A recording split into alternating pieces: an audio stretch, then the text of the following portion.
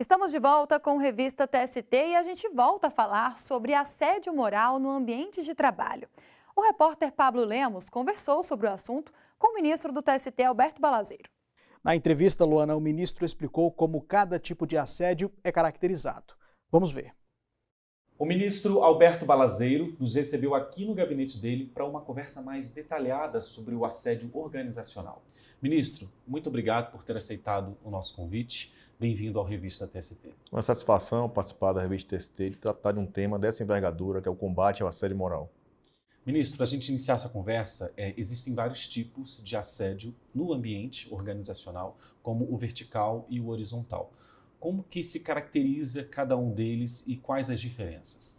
O assédio moral, uma prática a ser defenestrada, é uma prática que visa a exclusão do bem trabalho. É uma prática que envolve reiteração de conduta que pode atingir tanto o chefe em relação ao subordinado, ou seja, um assédio moral que é inclusive o assédio moral mais comum, que é aquele de natureza vertical, ou pode ser vertical descendente, ou pode ser vertical ascendente do próprio subordinado em relação ao chefe, visando excluir a chefia do bem trabalho. Pode também ser um assédio horizontal, que as pessoas estarem no mesmo nível organizacional dentro de uma mesma equipe. Então, são várias facetas de uma prática que, como eu disse, tem que ser defenestrada, tem que ser combatida. Correto. E quais são as particularidades do assédio moral estrutural? O assédio moral estrutural é aquele em que deriva de uma cultura organizacional de exclusão. É a fixação de metas dentro de uma estrutura organizacional, dentro de uma empresa, um determinado segmento, acima das possibilidades, uma postura ergonômica, ou seja, de organização do trabalho, que permite o assédio, que cria metas abusivas, que cria uma cultura de competição em que não há respeito a princípios básicos do bem trabalho, ou seja, é uma cultura organizacional, ou ela permite, ou ela favorece, ou até ela se favorece para alcançar produção acima do que é possível a partir de práticas assediadoras. É algo muito mais grave que precisa ser combatido. O que diz a Resolução 492 do Conselho Nacional de Justiça e como ela se aplica a casos que envolvem assédio moral estrutural? É um olhar mais interseccional? Com certeza, a resolução é um grande avanço no judiciário, porque ela representa um novo olhar a partir da percepção de que há públicos mais vulneráveis para serem atingidos pelo assédio.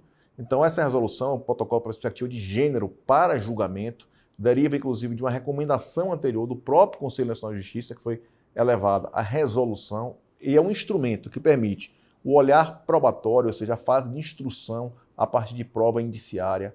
Ela permite que não se revitimize aquela pessoa que foi vítima do assédio moral ou até do assédio sexual, e compreende que perspectivas de vulnerabilidade devem ser consideradas no momento da coleta da prova, no momento do exame da matéria. É um grande avanço institucional no combate ao assédio. Nesse caso, raça, gênero, tudo é avaliado?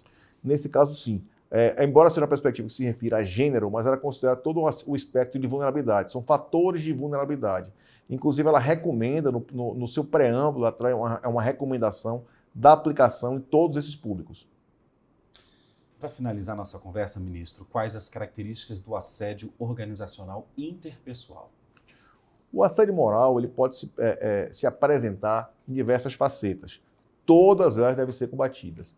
O interpessoal é um assédio muito mais direcionado a uma pessoa, a uma determinada prática vocacionada a uma pessoa. Ou seja, eu quero excluir aquela pessoa do meu bem trabalho. Reiteração de condutas, a utilização de apelidos, a inação compulsória, ou seja, não dar trabalho a uma pessoa para excluir dela a chance de mostrar a sua capacidade. O assédio moral organizacional tem uma natureza muito mais institucional. Você tem uma estrutura que favorece ou se beneficia do assédio moral. Então você tem elementos de cobrança de metas, você tem uma série de medidas que fazem com que o assédio esteja inserido na cultura organizacional. É muito comum em ambientes, por exemplo, de vendas, a ocorrência de metas abusivas e a fixação ou de apelidos ou de até prendas, por exemplo, que são casos que a doutrina e a jurisprudência se referem, nós próprios julgamos aqui no Tribunal Superior do Trabalho, em que você verifica que aquela fixação daquela prenda decorre de um ambiente de assédio. Para combater esse tipo de prática, as empresas precisam ter instrumentos de saúde e segurança, porque assédio é algo que contamina o meio de trabalho, tem instrumentos independentes, tanto de denúncias como as ouvidorias, ou elementos de canais de denúncia anônimos, quanto do próprio combate, inclusive a aplicação de instrumentos como a própria justa causa a quem pratica o assédio moral. Aproveitando a sua resposta, ministro, muitas vezes pode acontecer de forma silenciosa também, e o funcionário ou outras pessoas na organização talvez não percebam, né? Sim, é preciso capacitar as pessoas para que tenham um olhar para o assédio. Aquilo que para alguém possa ser uma simples brincadeira, ou um apelido, ou algo simples, para outra pessoa que recebe ou contra quem é direcionada aquela mesma brincadeira, pode ter um outro olhar. É por isso que é preciso capacitar para o assédio. As próprias comissões internas de prevenção de assédio, CIPAs, precisam ter esse olhar para o combate ao assédio. Então, a gente precisa compreender que o assédio envolve capacitar as estruturas para que elas não permitam nem favoreçam a sua ocorrência. Ministro Alberto Balazeiru, muito obrigado por ceder um tempo para falar com a gente aqui no Revista TST. Eu que agradeço e estou sempre aqui à disposição. Aí ótimas explicações do ministro Alberto Balazeiru sobre assédio moral no ambiente de trabalho.